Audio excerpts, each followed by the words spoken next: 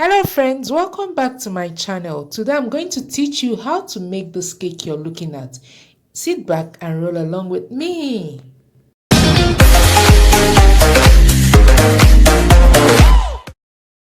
Okay, let's get started. You need a set of these ball pans. Actually, it's the smallest size. So today I'll be showing you how to bake your calabash cake. So after preparing my pans, I'll have to scoop in my batter. So now I'm distributing my cake batter into these pans.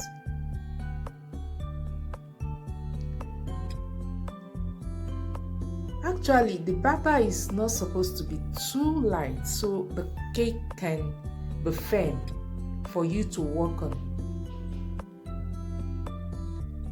So now I'm spreading it out. I'm using my spatula to spread out the surface of the batter and as well smoothen it.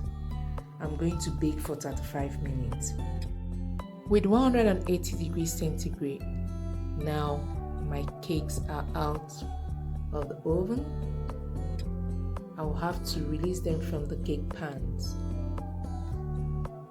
You have to make sure they don't overstay in the oven so your cakes won't go dry. So now it's time for me to start the main work. I used 4 straws, strong straws to be precise. I had to dip them into the cake that will be down. Then I guess they are too long, so I have to cut them. After cutting them, I'll carry the one that will be up, then I'll have to push it into the straw so they can stick together as one cake. Now I've gotten my shape, the calabash shape. I had to use little pieces of fondant to fill in the space in between the two cakes. And make sure you use the same colored fondant with the main background fondant too. So because our calabash cake will be brown, so that's why I use that fondant to mend it. Now I'm applying my light buttercream onto the cake. The work of this buttercream actually is to make the fondant stick to the cake. So I'll need to rub the buttercream around the cake. I guess you've seen what I'm doing. Actually, cake decorating can be fun, no? So now it's time for me to knead my brown fondant. And I would advise you to prepare this fondant 2 days before the day you'll be decorating the cake. So I finished kneading my fondant, now I'm rolling it out. So you have to roll it to the size you want that can fit the cake. I've finished rolling my fondant. Now I'm putting it on the cake. I'm just spreading it out so that my cake will look neat. So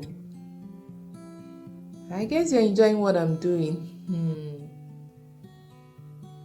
Now I'll have to spread out, then secure the sides and the base. Now you can see that the fondant is sticking to the cake. And I'm cutting off the excess fondant because I don't really need it. I'll still have to cut out more. I'll need to cut off the excess.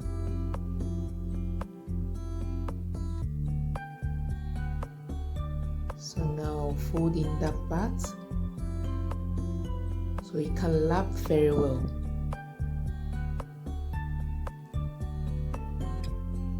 At this stage, I've secured the fondant to the cake, and it's time for me to use my craft knife to do the remaining work. I'll have to cut off the excess fondant as well. I'll have to do this neatly so you can see what I'm doing.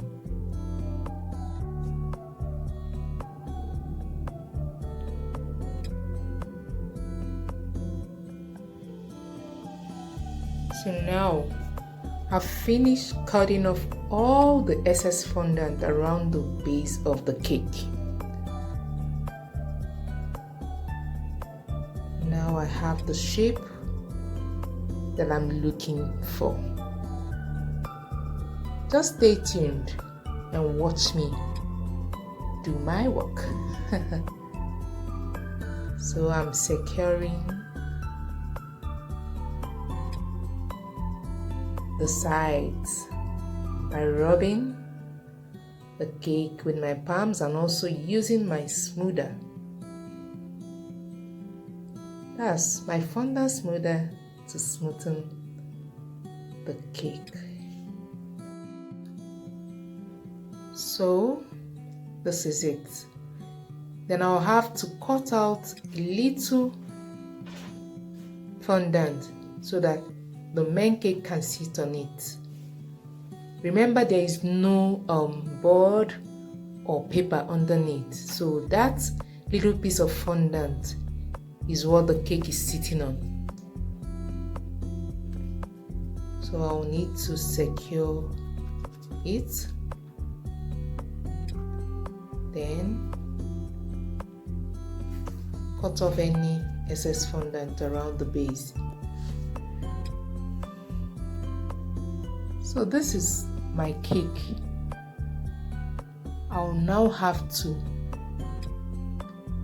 make it look very neat. Then place it on the main cake. I've already covered the main cake, that's the base. This cake you're seeing down, the white one, I covered it earlier. So now I'm going to start forming my calabash funnel. So you have to roll it like as if you're rolling out a funnel, that's you're molding a funnel. Then after getting the shape, you have to use your rolling pin, that's the short candle rolling pin, to create that hole. Actually where the wine will be coming out from. The palm wine. So now I guess mine is too long. I will have to cut it.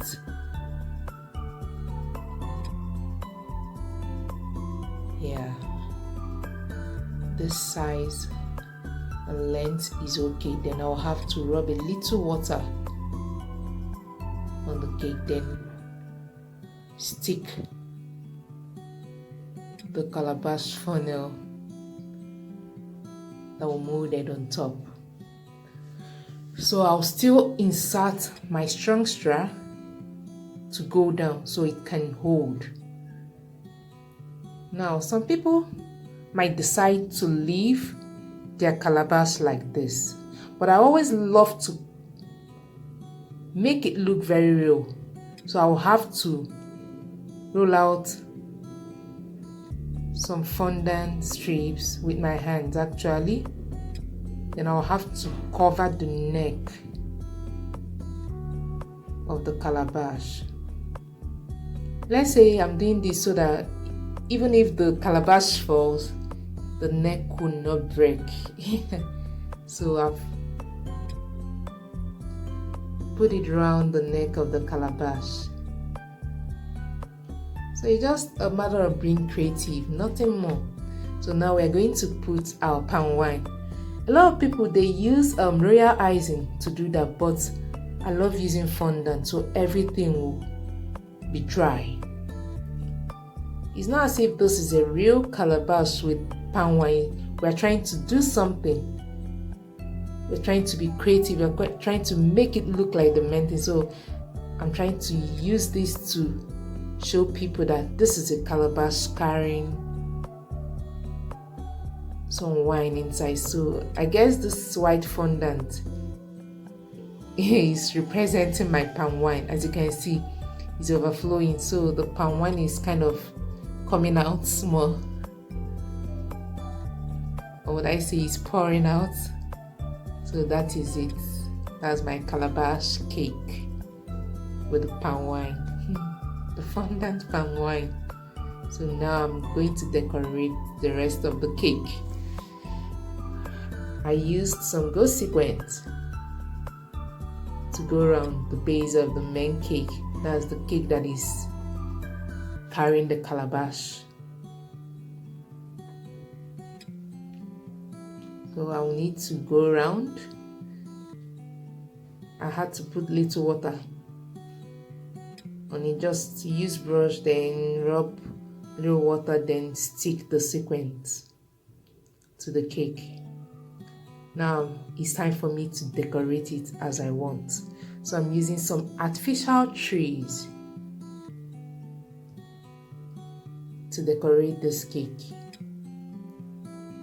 So if you see yourself in a place where there is no cake decorator and you want to do this cake maybe for your traditional wedding, you can also do it.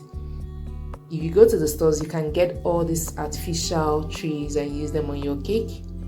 So that is all. As you can see, my artificial trees are standing firm. So now it's time for me to form the bracelet. That is the coral beads that the groom and bride will be wearing. So we just want to make it look like a real traditional wedding cake. So this is it. I had to use my red fondant. You can also use an orange or coral colored fondant. Then roll out some strips with your hands, your palms. Then just watch what I'm doing.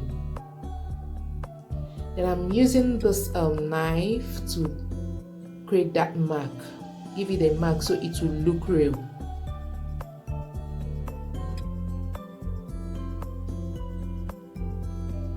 You can see what I'm doing.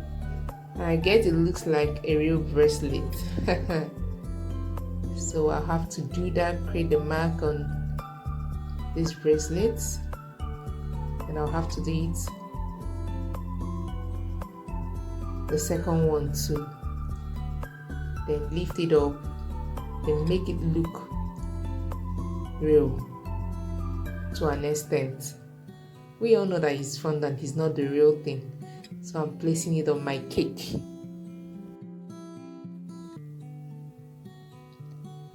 Then also I will need to make it stay well so that the other one can stay beside it too. This one, I guess I'm through with it. Now I'm going to rub some water on top of the white cake. Then I'm going to place the second bracelet just beside the first one. Actually, one is for the groom and one is for the bride. So how do you see my cake? I guess it looks like a real traditional wedding cake. Now I'm going to secure it very well. So what else? Okay, I'm going to place a topper so that people can just see the top and know that it's for a groom and bride. That's their traditional wedding cake. So this topper says Mr. and Mrs. So after today, you know that this couple, they will be one. So now my cake is ready. I hope it's Very lovely. I hope it's beautiful. Wow, wow. My cake is ready. The traditional wedding cake is ready.